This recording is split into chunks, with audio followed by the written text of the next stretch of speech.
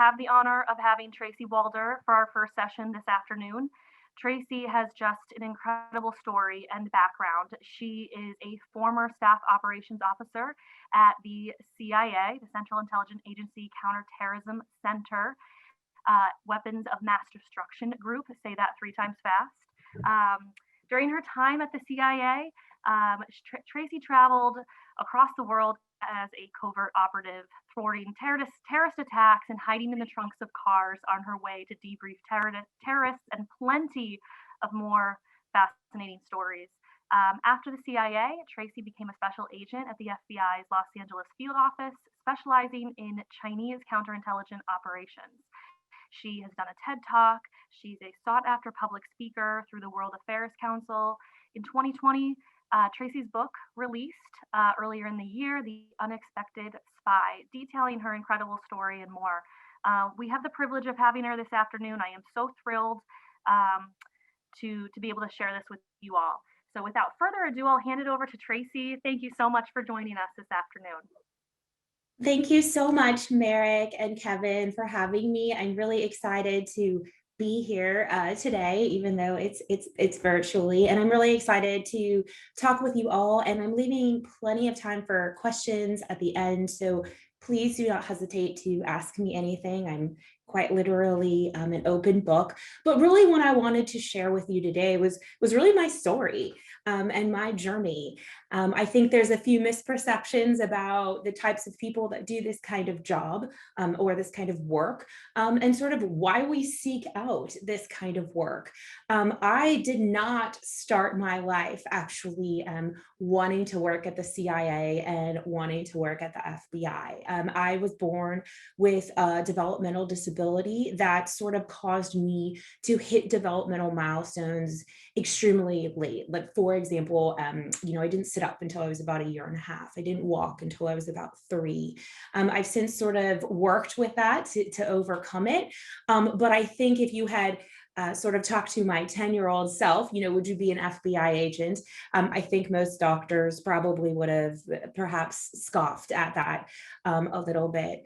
Because of my developmental disability, I was bullied very significantly, really all through elementary school, middle school, and really most of high school. But really through that bullying is how I sort of found my passion. I'm old, and we didn't have the internet back at that time. So really my home became sort of my safe place. And my dad is a history buff and would give me lots of books to read about American history. And world travel was really important to my parents. And instead of getting presents and things like that for holidays, we got trips. And I think, my 14-year-old self didn't love that. But now I really, really appreciate that. And so, I went through high school and I really had a selection of just 2 colleges. My dad's a professor, and all that my family could really afford was to send me to the 2 colleges where my father was a professor. I received free tuition there. And so one of them was USC. And so I decided to go to USC, sort of to get away from my beliefs, but also I had heard that they had a really great education program. I had sort of decided I loved history. I had a very influential high school history teacher. So, why not be a high school history teacher? And I think that was really my intention when I started college. I majored in history and I sort of started taking the prerequisite courses for the history major. And I was struggling in one of them, which happened to be Intro to Economics.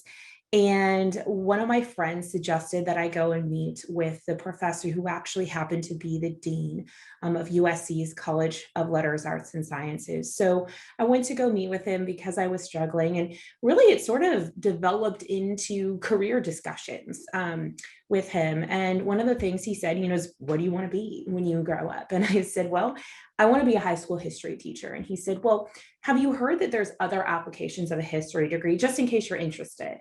And I think for me, I hadn't given a lot of really thought. I thought, if you majored in history, you become a teacher. That's just what you do. And so he sort of printed out a list for me of things that I could do. And I really sort of started checking them off. I interned at a museum. I interned for a senator. I interned in a law office, just sort of starting to find different ways to, I guess, apply my degree outside of, I guess, the proverbial box of what I thought that I was going to do.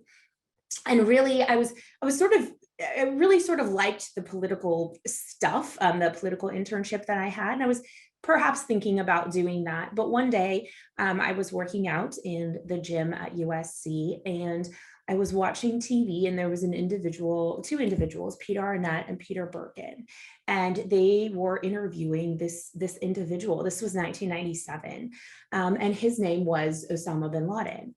And I think it's really difficult for us today to think about, not knowing who he was, not knowing really what Al Qaeda was, and sort of not knowing what this terrorism thing was.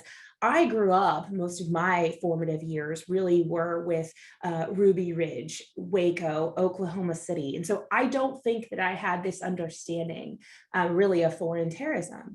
And I watched the entirety of that interview. I sort of got off of the machine that I was on and just sort of sat there looking up at the screen and listening to the interview. And I sort of, instead of getting angry, because it was during that interview where bin Laden issued his fatwa, or his declaration of war against the United States, I actually decided to get curious. I wanted to learn more. I wanted to understand more. What is Al Qaeda? What is Islam? What is the Middle East? How are they different? And so I started actually adding Middle Eastern history classes to my repertoire. In my history major, I had a lot of flexibility in terms of what I could do. And I became very, very interested in terrorism. I just sort of through my own curiosity. And I know this might sound strange today as well, sort of given where we are, but again, this was the mid to late 90s. I think at that time, though, I was starting to find this passion, but I wasn't sure of where to, I guess, work that passion, which I know seems silly today. But at that time, the CIA was really focused on Russian counterintelligence, Latin America counter-narcotics proliferation. Really, counterterrorism and the CIA were not two things that you necessarily thought went together. And quite frankly, there wasn't a lot of pop culture really surrounding the FBI and the CIA. Really, I don't even think we had a new James Bond, quite frankly, at that point. So it wasn't as sort of top of mind, I think, as it is today. And one day I went with my college roommate to a career fair at USC. And there's just across the board all different types of jobs that you could apply for. And one of them was the CIA, I guess, table. And I had my resume with me, and it said that they were looking for liberal arts majors. And my roommate, she said, "Oh, look, you something you could do with your major." It was kind of a joke amongst people that I was a history major. And I said, "I'll just apply. Why not?" And I went to the recruiter and I said, "By chance, do you do terrorism?" And I remember him saying, "Yeah, we do have a small group that works terrorism." And I said, "Okay." And I gave him my resume, and I do not think I thought too much about it. I sort of cruised on to my next class. A few weeks later, they called back, and that's really what sort of kicked off my interview process. The interview process at the CIA is very lengthy, but remember, that summer was sort of in between my junior and senior year of college. So I was quite young, and I guess I didn't have as much baggage in my youth as I may have, 10 to 15 years later. And so I was offered a conditional offer of employment in sort of November, December of my senior year. It was contingent upon me graduating. And so I graduated. And about 2 to 3 weeks later, I entered on duty, or EOD'd, at the CIA. At that time, you don't get to select where you go. I kind of knew where I wasn't going to go. The analysts, I knew I was very unqualified to be an analyst. Most of them have PhDs or very specific master's degrees, and I didn't have that. I had a very broad bachelor's degree. I knew I wasn't going to work in the science and technology directorate because that's, again, where a lot of the engineering and science majors go. And so I had a feeling that I was going to end up in what we call the directorate of operations, or I guess where sort of the spies or collectors of human intelligence live, just simply because I thought that that was probably where the best application of my degree was. And so I ended up there. Again, I guess I got lucky in that I was placed in the counterterrorism center, which at that time was quite small. And my first job there was actually looking at terrorist training camps.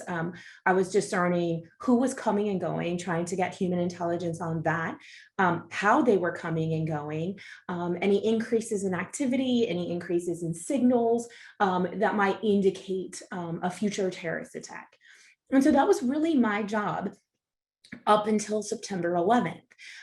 Just before September 11th, in fact, the day before September 11th, myself and then two other individuals, myself and the two other males, were read into, which is kind of giving you access to a classified compartment, a program that is still classified to this day. I talk about it in my book, but I sort of have to talk around it in my book a little bit.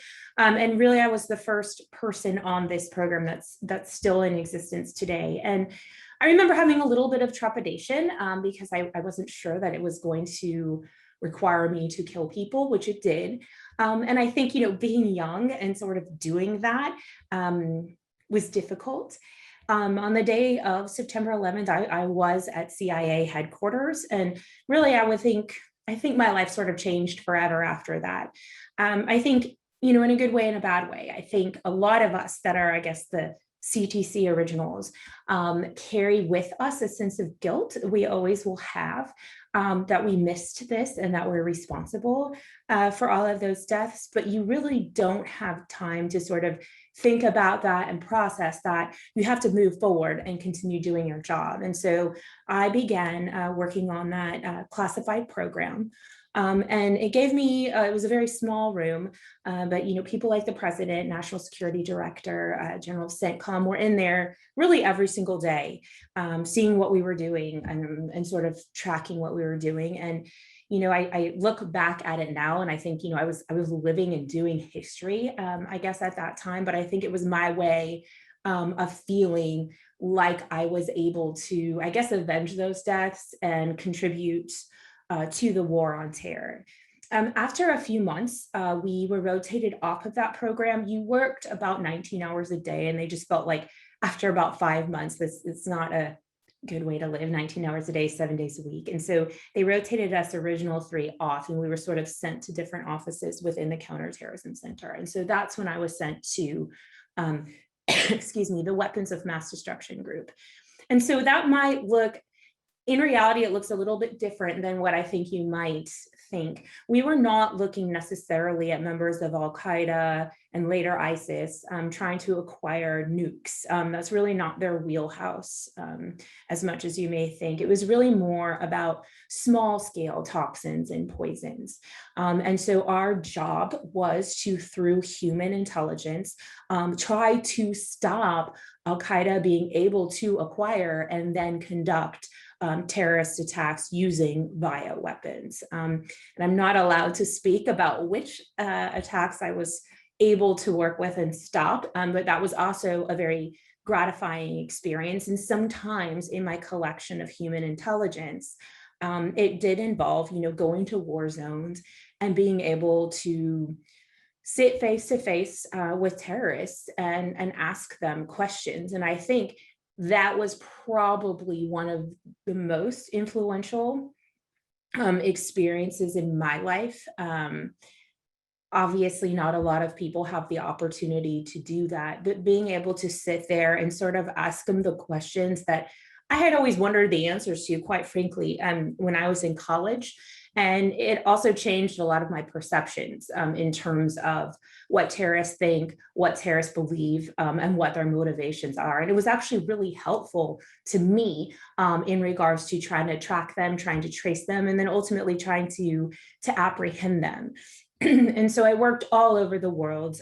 Unfortunately, I was in an alias when I traveled to countries, so I can't specifically reveal where I was, but I am allowed to sort of say that I was in the Middle East, I was in Africa, and then I was in Western Europe.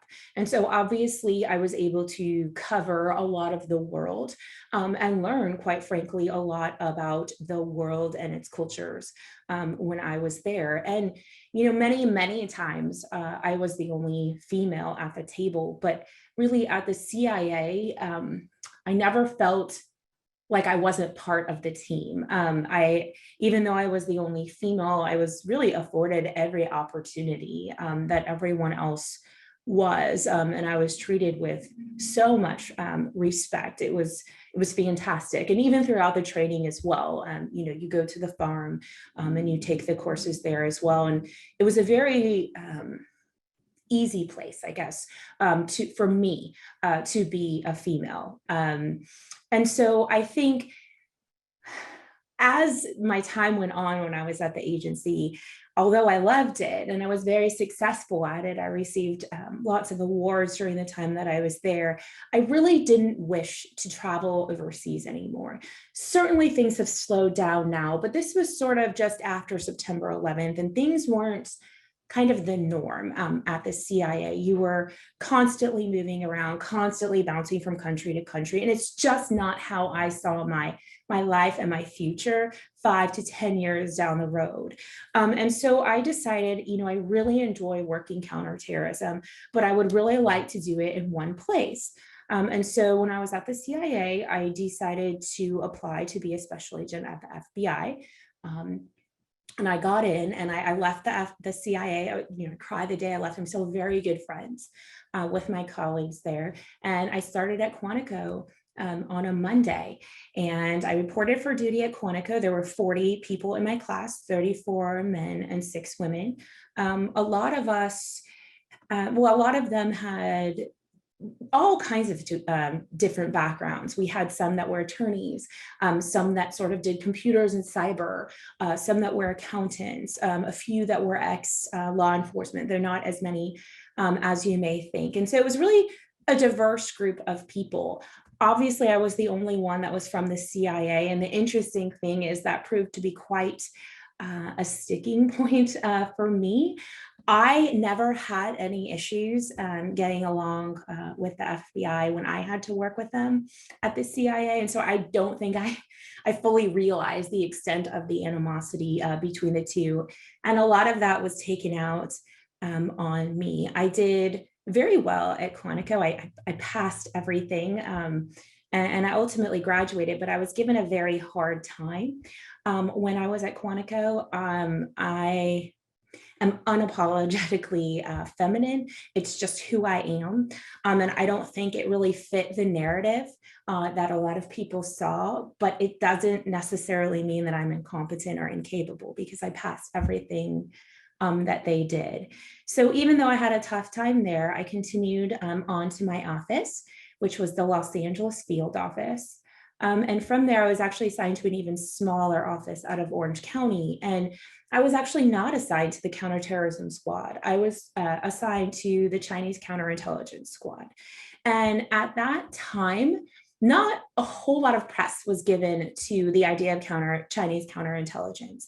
But really, we were starting to focus in on them, particularly stealing our trade secrets and bringing those back to China. So I really worked sort of one of the first large Chinese CI cases, and they were stealing a lot of our trade secrets particularly those that had to do with the military. And it was really a fascinating case. I got to do dumpster diving, going through the trash and finding their trash, breaking surreptitious entries into their home, things like that, which was really an interesting thing to do. A lot of agents really don't have the opportunity to do that. And also working in a small office, even though I'm assigned to a specific squad, you really don't just work on that squad. I got to also participate in bank robberies, child pornography, and I did a couple undercover things as well. So it was a really great opportunity being in a small office because I was able to experience so much. However, there's a very large difference between the collection of intelligence, which is what the CIA does, and law enforcement, which is what the FBI does. And again, I still had a tough time, particularly being a female. And so I decided to leave the FBI, and I sort of decided that that was as good a time as any to be a teacher. I figured that those experiences would make me a better teacher. And so I went and enrolled and received my master's of education and started teaching. But it's through that that I really sort of found my true passion, which was I started teaching at an all girls school. And I realized that there was a desire by these young ladies to sort of learn about the world, understand terrorism, and understand law enforcement. So I created a national security course for these young women to expose them to national security, but also to expose them to the different careers that they can have within national security. And so I have students that have become national security lawyers. I have some that have gone on to work with the FBI, and I have some that have gone on to work at the CIA. And so it's been sort of, I guess, this full circle thing to see. And now I've sort of stopped teaching at the high school level, and now I teach criminal justice. And I teach a course on domestic terrorism at Texas Christian University in Fort Worth, Texas. And I'm currently the only female former law enforcement officer on staff. And I think even though this seems superficial, I think it's really important for the young women who take those courses to see people that look like them in those positions. Clearly, it didn't shy me away from taking those positions, not seeing females in them. But the reality is at the FBI, only about 18% of special agents are female. And females weren't even allowed to be special agents until 1972. And in sort of national security as a whole, only about 24% of people that work in national security are females. And it's not to say that males in these professions are bad. I just think we sort of need to narrow that gender gap a little bit more, because female officers bring kind of some different things to the table that I think are just as important as some of the things that our male counterparts bring to the table. And so currently, yes, I'm a professor, and I also sit on the board of an organization called Girl Security, and our sort of job is to bring national security curriculum to girls' schools all over the United States and engage them in sort of firsthand wargaming experiences, which we do with these women at the Pentagon called the Dames of War Games, which is really a fantastic hands-on experience. Obviously, we didn't do one this year with COVID. However, in years past, they've gone to the Pentagon and war gamed out how they were going to solve North Korea's nuclear proliferation crisis. So it's been a really rewarding experience to sort of see this on the other end. And with that, I would love the opportunity to take some of your questions. Again, please feel free to ask me anything. Hi, Tracy. That's excellent. Thank you so much for that overview of your experience. Having read your book personally, I was probably equally as enthralled listening to you talk just now, because, now I was getting kind of the first person point of view of everything after reading it.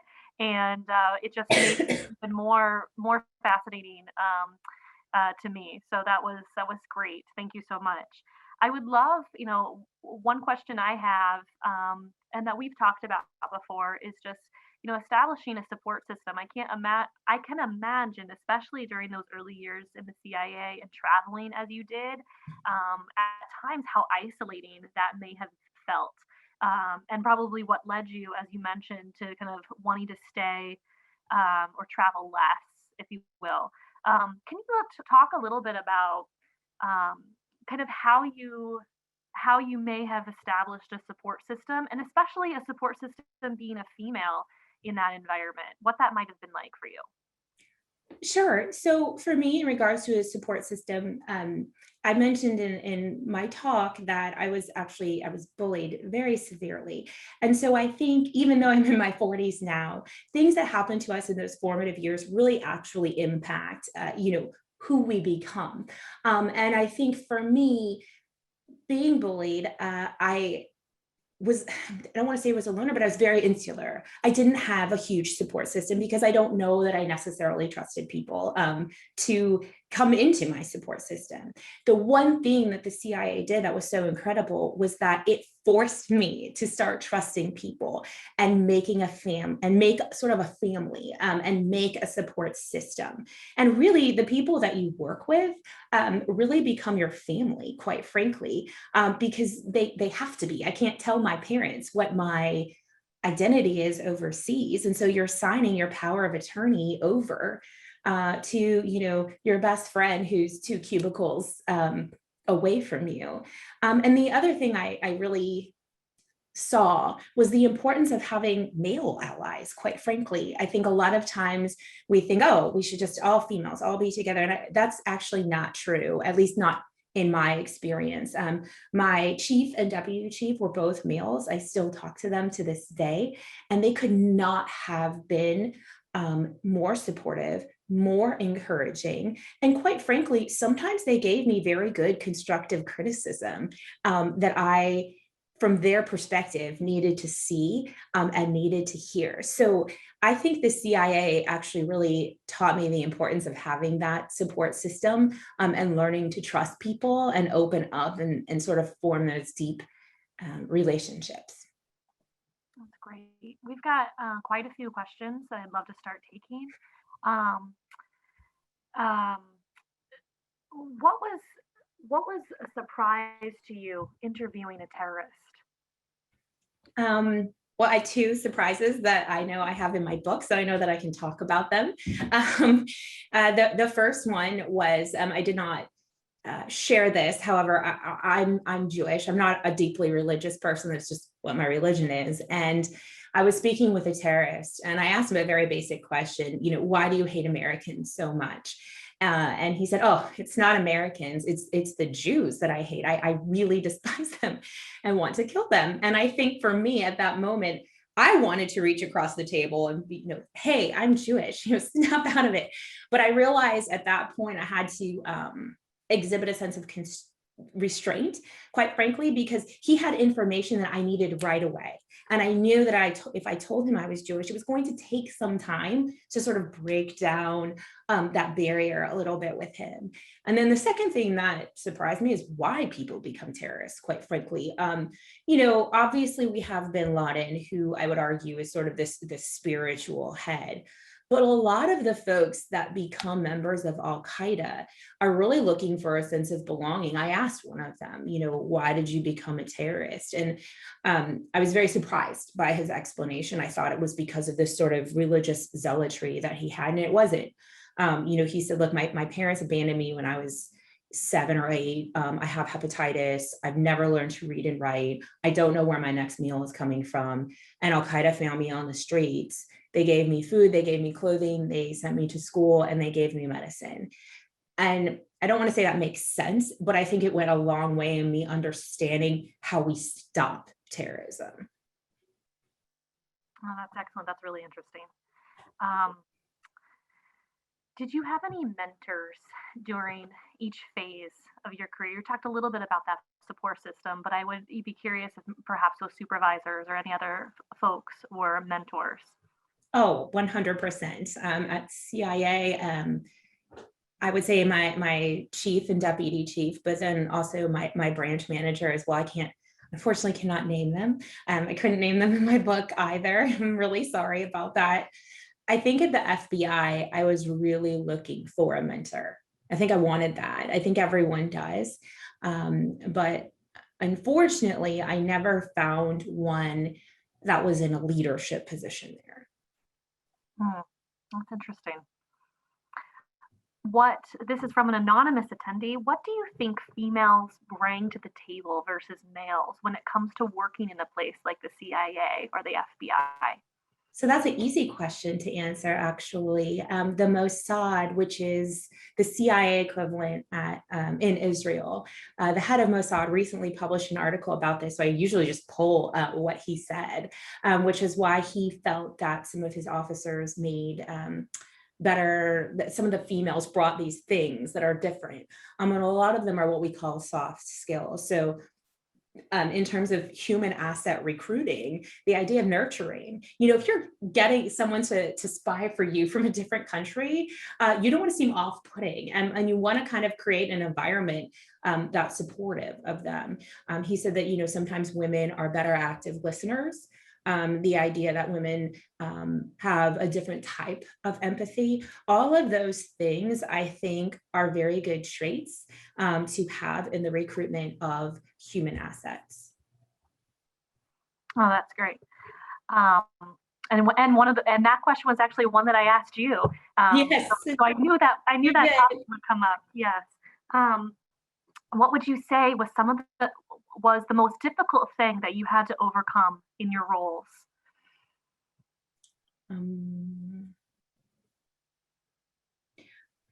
So I think at the CIA, and I don't mean to get too personal, at the CIA, the most difficult thing for me to overcome was sort of mental health and PTSD.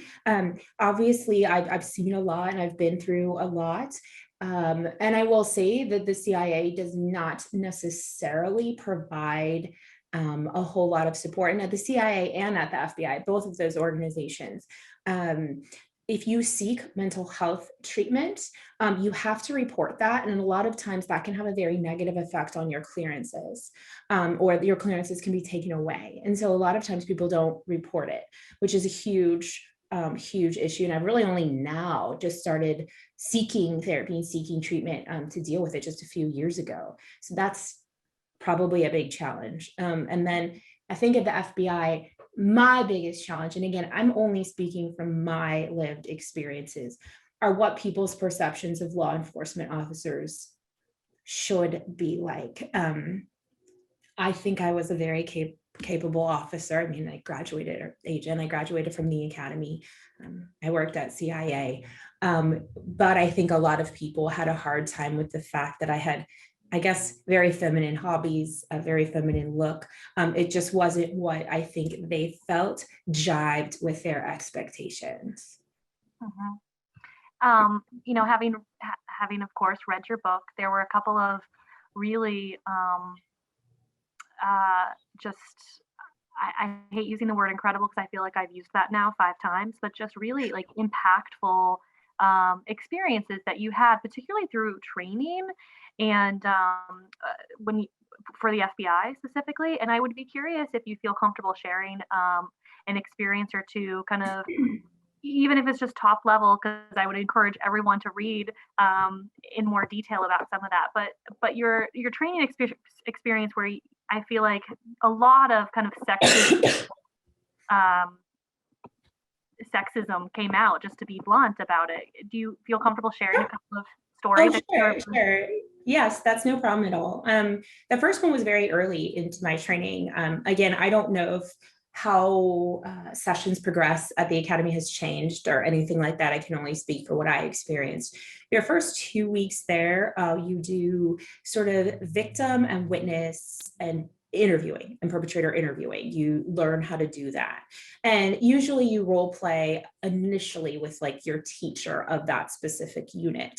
And they ask you, when you're at Quantico, they ask you, you wear a uniform when you're there, which is these cargo pants and a navy polo, which is fine with me. But they do ask you, when you do this particular section, they want you to wear a suit, just so you get sort of, I guess, used to that. I'm not sure if that's changed, but that's what I was asked to do. And so, when you go to Quantico, you really don't take a lot of street clothes with you. There's no real reason to if you're wearing a uniform. And so I took one suit with me, and it was a suit that I wore many times at the CIA, and I'd had it for quite a long time. And I wore the suit. I did my my victim interview, and I was pulled aside later by my head instructor, who actually happened to be a female. And she told me that I needed to apologize to the instructor of that course.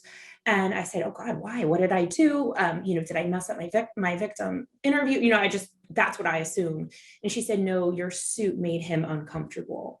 And I think I remember they have computers there, but no chairs because they don't really want you relaxing on the internet. And I just remember sitting there, going up to the computer and just standing and thinking, what do I write in this email? And there were a lot of choice things that I wanted to write. But I sort of relented and I did apologize. Maybe I shouldn't have, that's a whole thing for debate. Whole other book.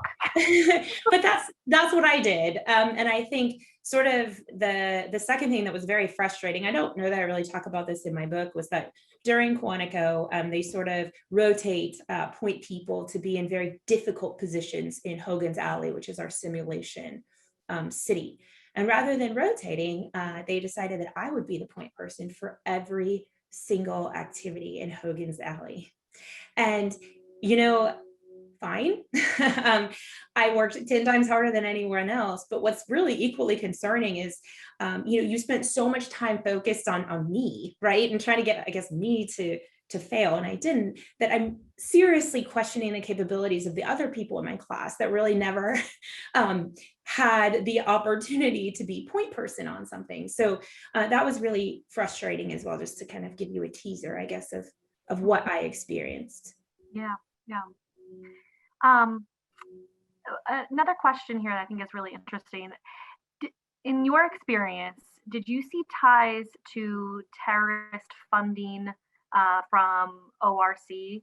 And then their follow-up question also is, and we have a couple with this theme, of course, is how accurate are pulp culture shows like Homeland? I'm sure you get that all the time. But first, let's touch on the ORC. So any connections that you saw with funding related to organized retail crime that you can actually share? I should also qualify that, of course. And that's really a complex question.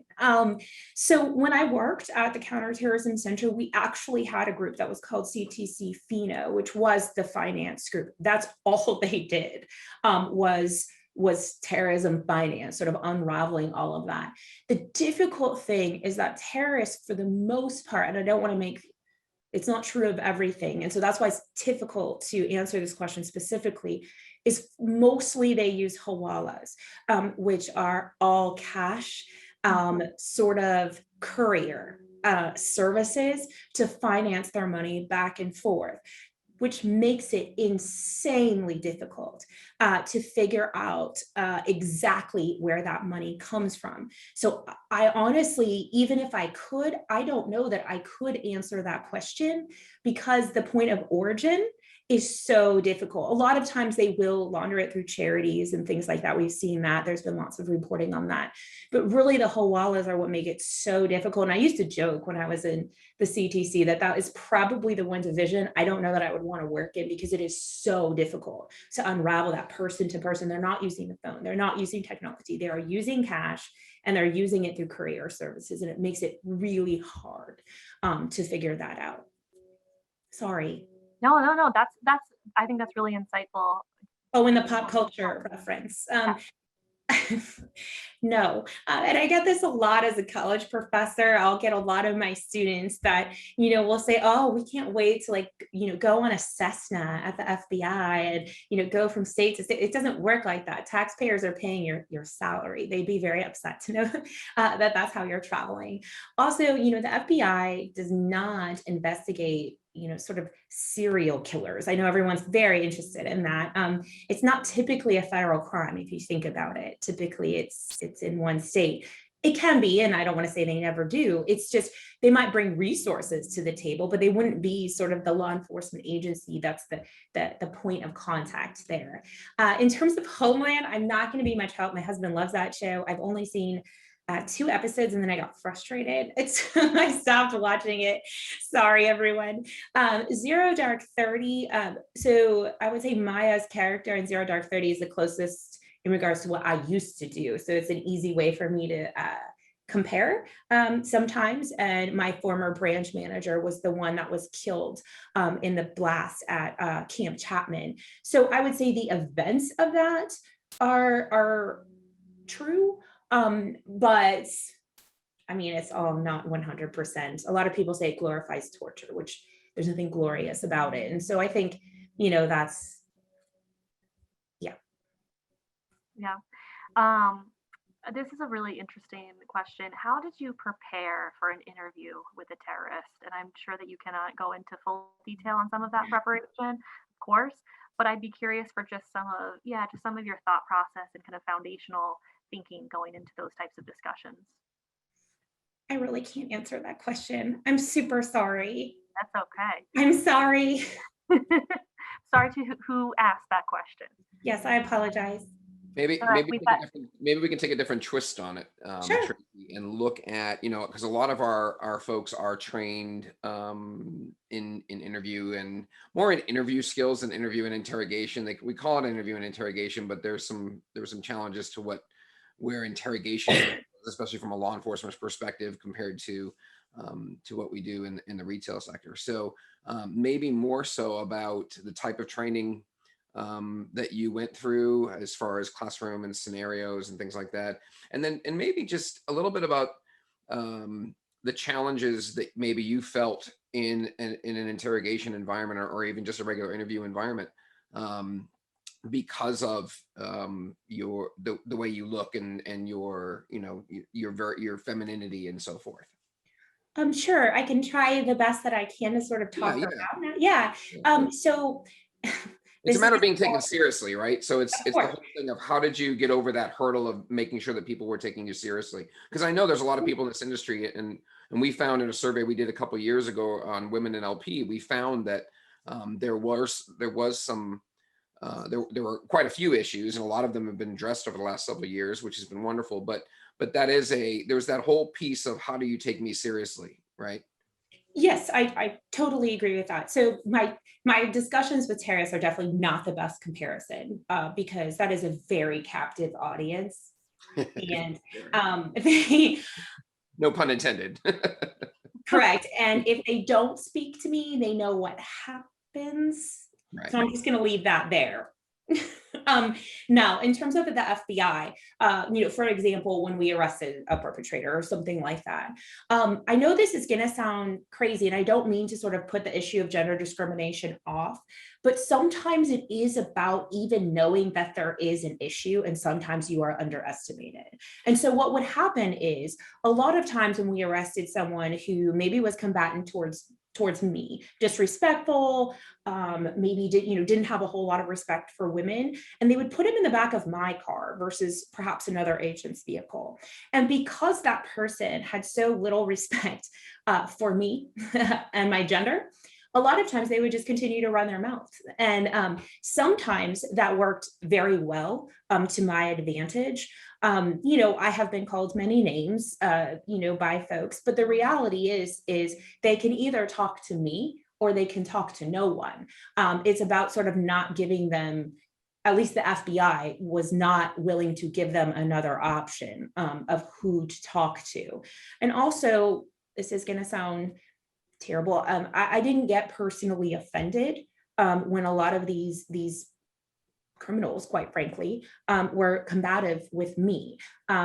It's not someone that I necessarily need the reassurance from. And so for me, it was about staying completely focused and not getting sort of wound up in their noise of cursing at me, putting my gender down, something like that. And yeah, they didn't take me seriously. And it's not okay. I understand that. But at the same time, it was about sometimes using the fact that they don't take me seriously to sometimes be more effective than my colleagues in getting information out of them, if that makes any sense whatsoever. Yeah, well, it's also it does actually, because I've seen it personally, and I've seen it even in my family. My father was in foreign counterintelligence, I told you, with the FBI, and he and my mom were private investigators for about 20 years. And we would laugh because as a woman, she could make a phone call even to someone and say, hey, and start asking questions. And they would answer the questions before they even knew that they gave her all the information. Yeah. Whereas if he called or I called, as soon as you asked the question, it was, well, who are you and what do you want? And they wouldn't give that up. But it was so unsuspecting, to come, and there's a way to leverage that, right? So that's great. Good stuff. Merrick, any final question before we say goodbye today? There were so many questions. So I don't even know. It's hard. I'll pick one that's right in front of me. And again, there's like probably more than 20 other questions. And so, if there's an opportunity for a follow-up session, we'll do it. But one that's really interesting. So when do you think all of the intelligence, maybe this is opening the can of worms though, but when do you think all of the intelligence agencies will combine their data and work together to avert events like the January 6th event? 100% agree with whomever wrote that. You have my full support, ma'am or sir. I talk about this, I write articles about this, I appear on news channels about this. As someone that has worked kind of both ends of it, we are doing ourselves, our country, this huge disservice by not sharing information, even at like sort of the local law enforcement entities. And I think we have got to find a better way to do this. And I also think, and this may upset some people, we need to not get so offended when perhaps the CIA can't share the source of whomever gave them that information, or when the FBI can't share that full phone number with a local law enforcement agency, but is giving you the threat that's contained in that phone number. Because a lot of times that's what I would see, is this getting really focused on, well, why can't I know the source? Who cares? Just here's the information, do something with it. Or this sort of hoarding of information, which is, I think, really what we saw, in my opinion, with 1-6 was this kind of failure to give any information down or up, right, to local or federal law enforcement channels. And until we figure this out, things like this will continue to happen. And I would love to say we'll get this sorted out soon, but that was the whole point of the 9/11 Commission just after September 11th, because they viewed that as an intelligence sharing failure, and really no change has come out of it. So I'm not so that it's going to be solved anytime soon. Sorry. Yeah, no, I knew you would have a great answer for it. So thank you so much, Tracy. Thank you. This has been just such a wonderful process with you. Tracy, for all of our viewers and participants, Tracy will also be featured in an interview in our upcoming March-April issue. So be on the lookout for that. And of course, we've also listed her contact information, her site, her book, The Unexpected Spy. I read it very fast. I would encourage all of you to read it. I encouraged my daughter to read it because it's just a really fascinating and powerful story. So well, thank you so much for having me, Merrick. I really appreciate it. And Kevin, thank you. Thank you so much, Tracy. We appreciate it. We appreciate you and your time. Merrick, I think we were gonna kind of give away a couple of books based on as an incentive to get people to ask questions, but we had so many people ask questions. I think what we're going to do is we're going to pull 5 at random out of the Q&A, and we're going to send them signed copies of your books. That sounds great. Awesome. Okay, thank you. Thanks, Tracy. Bye-bye.